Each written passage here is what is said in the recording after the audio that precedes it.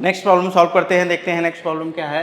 If the radius of cylinder is increased by 25%, then by how much percent the height must be reduced so that the volume of cylinder remains the same. ये जो problem आपका पूछा गया है वो UP PCS CSAT 2023 के paper में पूछा गया है। बच्चों, इन टाइप के प्रॉब्लम को सॉल्व करने के बहुत से मेथड होते हैं, लेकिन मैं क्या करूँगा, एक सिंपलेस्ट मेथड से इस प्रॉब्लम को सॉल्व करने की कोशिश करूँगा। कैसे सॉल्व कर पाएंगे? देखो यहाँ पे क्या है, एक हमारे पास सिलेंडर है, ये सिलेंडर है। इस सिलेंडर का जो बेस है वो सर्कुलर होता है और इस सर्किल का जो रेडियस है r है। ठीक है, इस तरीके से सिलेंडर बनता है। इस सिलेंडर का हाइट जो है वो h है। ठीक है, तो इस सिलेंडर का वॉल्यूम क्या हो जाएगा? इस सिलेंडर का वॉल्यूम हो जाएगा पाई आर स्क्वायर इंटू एच। ठीक है, क्वेश्चन में गिवन क्या है, जो इसका रेडियस है, इस रेडियस में 25% का इंक्रीमेंट हो रहा है, तो इसके हाइट में हम लोग कितना डिक्रीमेंट करें कि वॉल्यूम सेम रहे, सेम वॉल्यूम रहे।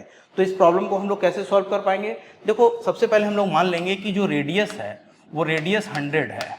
अब इसमें अगर 25% का इंक्रीमेंट हो रहा है तो न्यू रेडियस क्या हो जाएगी? 125।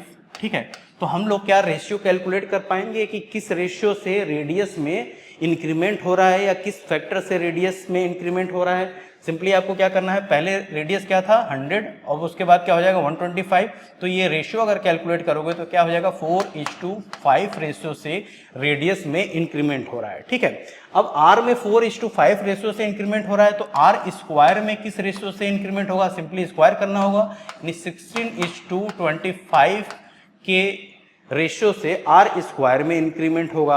अब देखो, वॉल्यूम में अगर आपको सेम रखना है तो अगर r स्क्वायर में 16:25 के रेशियो से इंक्रीमेंट हो रहा है तो h में किस रेशियो से डिक्रीमेंट होगा? 25:16 के रेशियो से डिक्रीमेंट होना चाहिए या नहीं? तभी क्या हो जाएगा, वॉल्यूम सेम रहेगा। अब percentage of decrement in h अगर कैलकुलेट करना है तो कैसे कैलकुलेट कर पाओगे? ये कैलकुलेट करोगे 16 - 25 डिवाइडेड बाई 25 इंटू 100। ठीक है, इसकी वैल्यू क्या हो जाएगी? 9 इंटू क्या हो जाएगा ये 4, यानी क्या हो जाएगा -36%। माइनस जो ये डिनोट कर रहा है, ये डिनोट कर रहा है कि h में हम लोग डिक्रीमेंट कर रहे हैं। ठीक है, तो option A, B, C and D में से कौन सा ऑप्शन करेक्ट होगा?